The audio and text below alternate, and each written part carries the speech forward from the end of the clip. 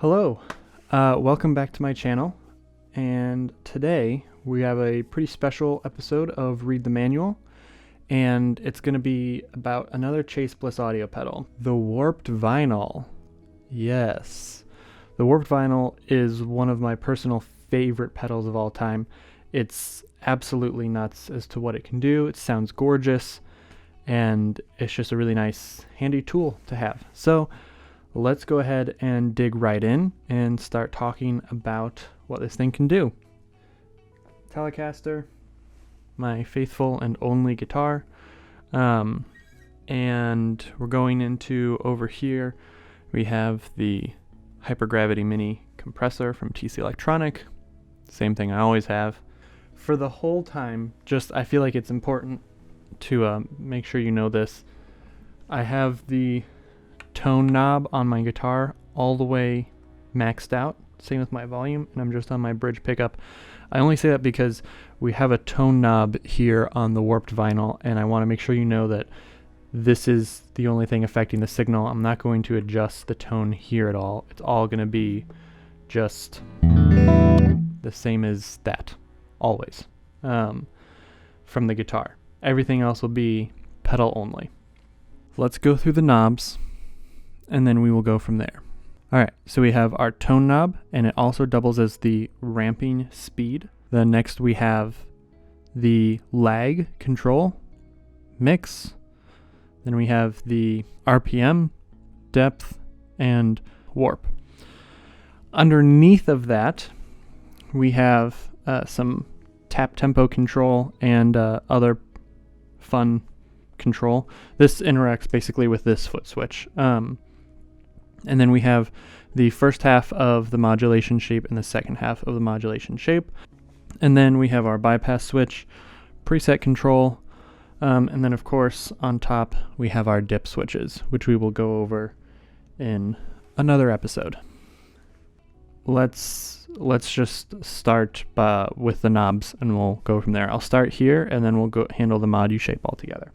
RPM, easy. That is the speed of the modulation. So if we turn it down really slow, we'll see from this LED that it's going very slow. As we turn it up, we will increase the speed until we get to something really, really nuts. Then here on our tone, if we have it at noon, it's transparent. When we turn it counterclockwise, it cuts out the highs. And then when we turn it clockwise, it cuts out the lows. This is a really magical knob. I really think that takes us to a whole nother level. It's already like insane being analog, but then you add that in and you add this like sculpting of your tone. It just, I don't know, it's really nice. The lag does the lag of the modulation itself. So if we turn it counterclockwise, it goes, there's a less lag time before the modulation hits the dry signal. And then noon is just like centered. And then clockwise fully is the max amount of delay before the modulation hits the dry signal. There's a little bit of extra noise that gets created when you increase the lag, and it can create this really cool. So if you're doing a chorus, it makes it really lush. If you're doing vibrato, it almost creates more of this record feel where you get that little bit of like subtle static when you're playing. We'll hear that in just a bit. Mix. If we have it fully counterclockwise, it is dry signal only. If we put it somewhere around noon, then we get the chorus effect. And if we go full on 100% wet, then that becomes vibrato. Let's talk about this little toggle here. So this toggle is basically adjusting how your tap tempo works. If we have it on the 1, then it's going to just go off of how you tap it.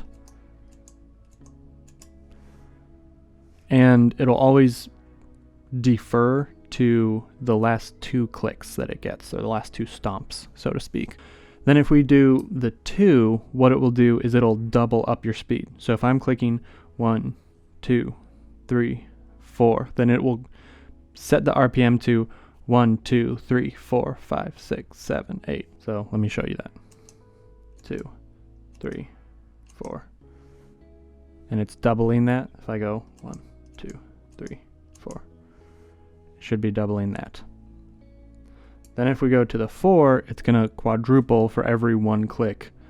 So if I do 1, 2, 3, 4, it's going to hit 4 in there.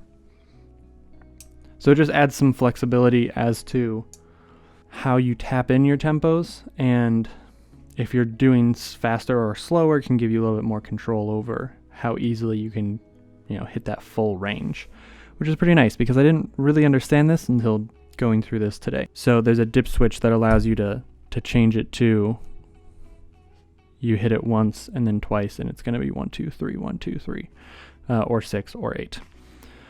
So lots of flexibility there in terms of tapping in your tempos. Next, let's go over the mod U shape section. So the toggle switches are pretty easy. That's just the first half of the modulation and the second half. So we have a sine wave, a triangle wave, and then a square wave. And so we're just selecting what half we want each of those to be using. So pretty straightforward. Most of the time, if you're doing vibrato, you'll want a sine wave. If you want chorus, typically you'll hear that as a triangle, but you also have the square in there, which is cool because you can create some different effects. And because you have the first half and the second half, you could do something like, I want to start as a sine wave and end as a square wave, which is really crazy. And on top of all that, if that's not good enough, you see that reflected in the LED. So you can see here, it's the way that the light is fading in. It fades in slowly and then it chops off really fast because of it being a square wave at the end. If I switch this to a square wave, it'll blink on, off very directly. And then if I switch them both to a sine wave, you'll see it fade in and fade out, fade in and fade out. And then triangle is just kind of somewhere in between. Next we have depth. That's pretty straightforward. Depth of the modulation. This is 0 depth, so it's going to just be a dry signal basically. And then all the way to 100% depth, which is pretty gnarly sounding. We'll keep it just at noon for now until we start playing. And then warp. Warp is pretty cool. So what warp does is it basically changes the middle point of your wave shape. So if you imagine in between the end and the beginning, if you had like a little marker line there, noon would be we're in the middle. As I turn it counterclockwise, it's going to move that line all the way over. So the beginning of your wave shape would hit very quickly, and then it would gradually go into the second half of your wave shape. And then if we did it fully clockwise, it's going to be the opposite. It's going to move that line over here. So it's going to go very slowly through the beginning and then boom, very quickly hit the end of the wave shape. And we'll do some examples of that are real dramatic so you can hear it. Let's start off, finally, by just hearing what the vibrato sounds like. Pretty much everything at noon, we just have our mix set at fully clockwise because that way it's vibrato. Let me give you a refresher here of my my clean sound.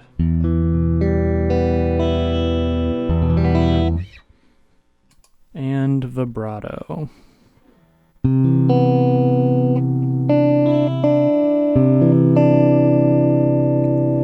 So let's start making some adjustments and we'll hear what this sounds like.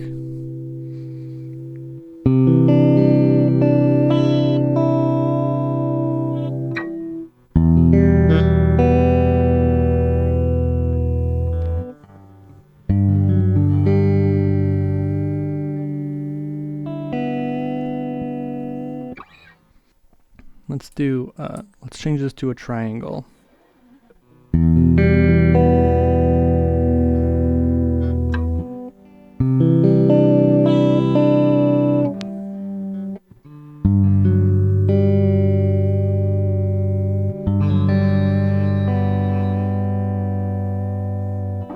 And let's do a square now. It's going to be pretty gnarly sounding.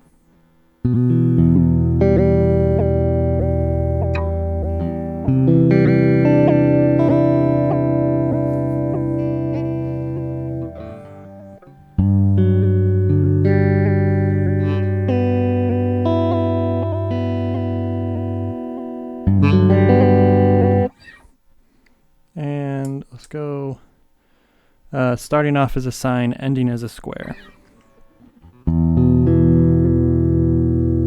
Hear how it hits that kind of a hump at the end?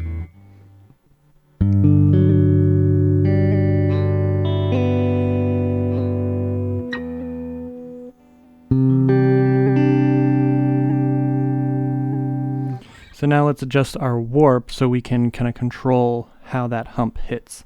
So let's move it all the way counterclockwise. So it will immediately hit this and then gradually go into that. And again, watching the LED kind of helps give you an indication of how is this wave shape going to sound visually. And that might sound like you're getting more than what you're actually getting, but like you'll get a feel for it.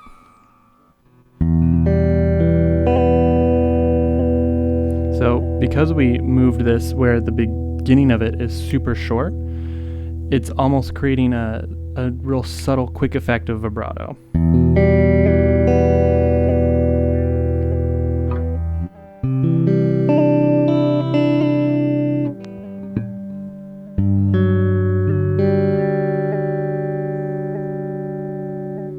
Now let's do the opposite. We'll move it all the way over.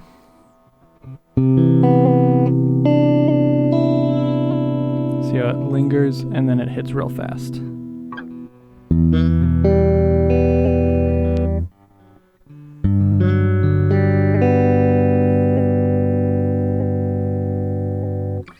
Pretty interesting.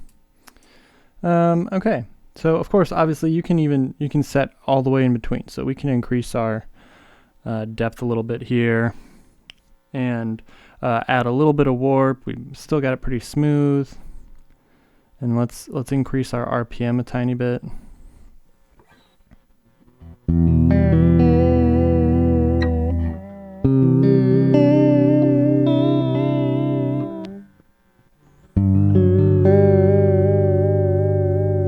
So you can get a feel for different things. We can always start as a triangle.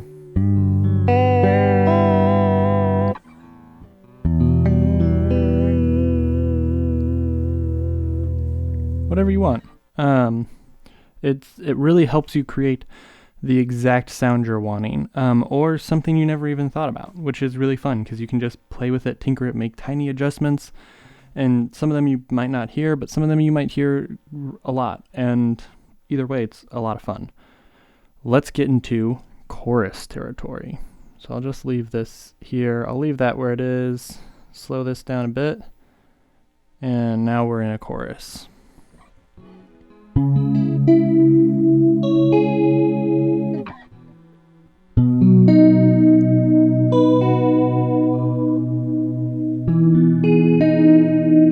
Now is when we get the best effect out of using the lag.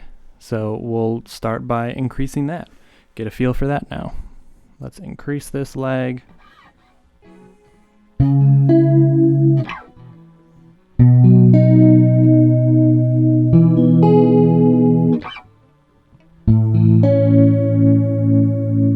then if we're going real low here.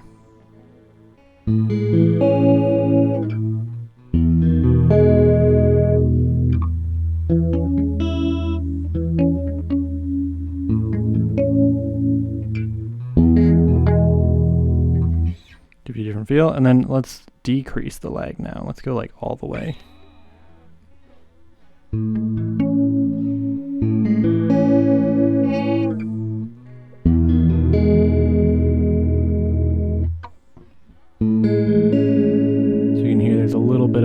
before it actually hits it. Let's increase it all the way just for the sake of...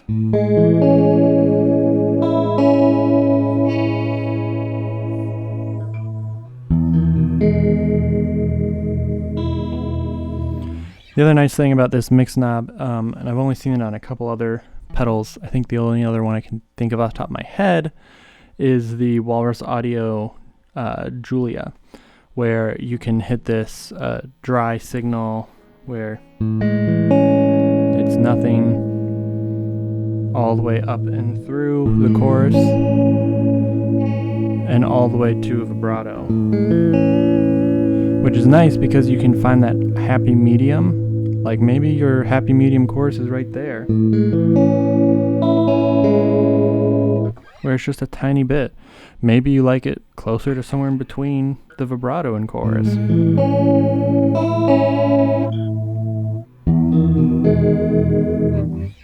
So it's up to you. You can figure out your placement. I usually go just a tiny bit past noon, going towards dry, and that seems to make me happy. So all right, let's set our lag back to the center. We'll keep this where it's at, keep that where it's at. That's all good. Let's listen to the tone knob now. So here we are at noon, transparent. Cut out the lows.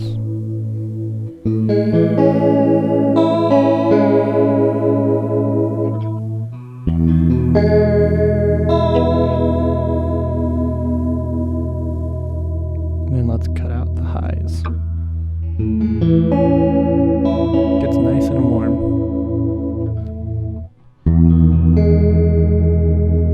Let's move over to vibrato. Might be able to hear it a little more too.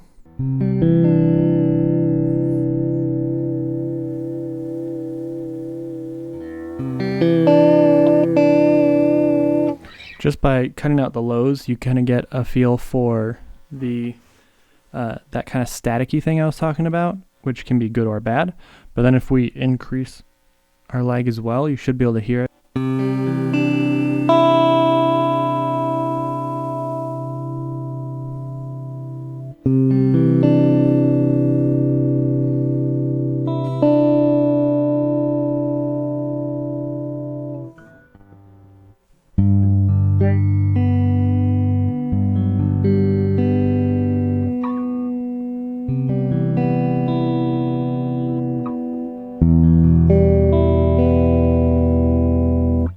It's nice. It really kind of lulls you into a sense of warmth and security, which is really nice. Yeah, so that's basically it. Obviously you have your presets here. So you got one over to the one side and then another to the other side.